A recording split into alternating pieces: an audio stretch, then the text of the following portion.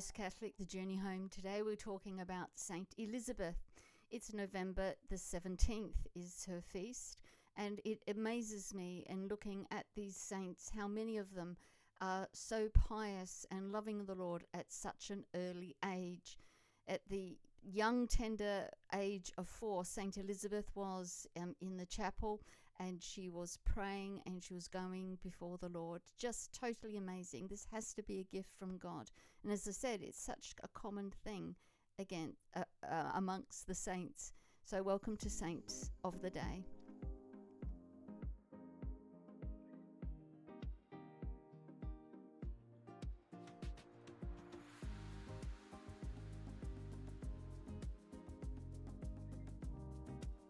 So here we're going to hear a little bit from this saint channel. I'll link the whole video down for you so you can hear it from start to finish if you're interested.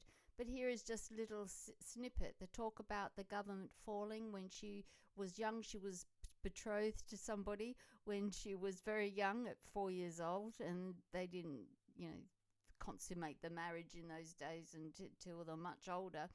But because of land and power, they used to sell their kids off at such a ridiculous age. And she was 4 years old, and the guy actually ended up dying about that. And there's a little bit of snippet of the history of it here.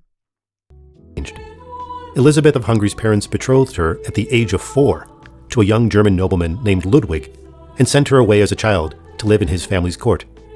Elizabeth wed Ludwig when she was 14, and he 21. Elisabeth was an actual princess. Her father was King Alexander of Hungary. He was a very pious man, very religious, and very political. And she didn't really take after her mother, who was very proud of being royalty. Elizabeth didn't, and she used to go to the chapel often at a very young age, often with her family, but very often completely alone. And I think it sort of reminds me, dance when nobody's watching. And I think as Christians, we can pray when it's only the Lord watching. And Jesus attests to that, doesn't he? That when we pray, we're not to be proud and show everybody what we're doing. Look how pious and religious I am.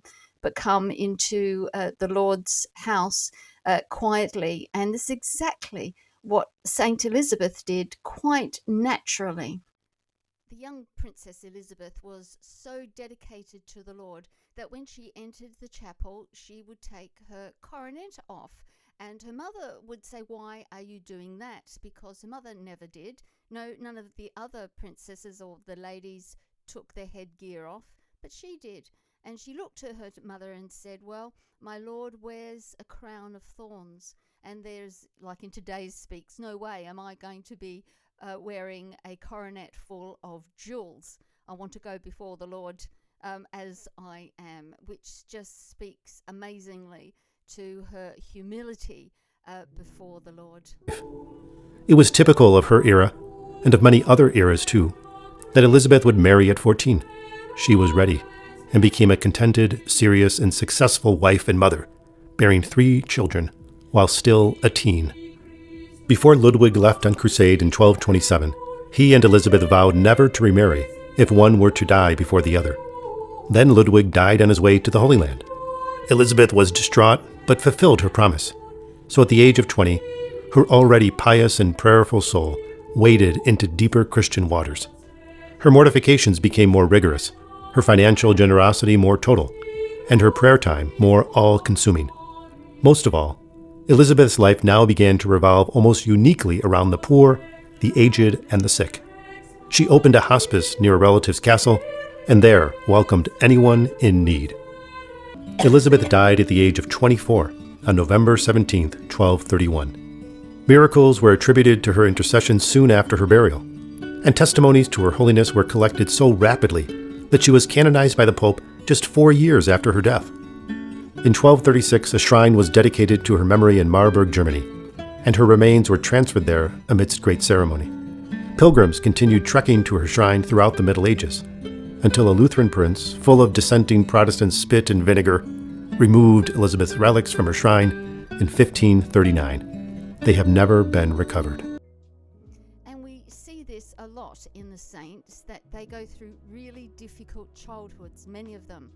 But somehow, by the grace of God, they turn the abuse that they were experiencing, the hardships, the heartbreaks, the estrangement from their families, and even in many cases exile. And we see this in Elisabeth's life, that she turned this devastating situation, what happened to her country when her government fell and everything went completely wrong and she found herself alone, that she turned around to dedicate herself to the Lord at a very young age.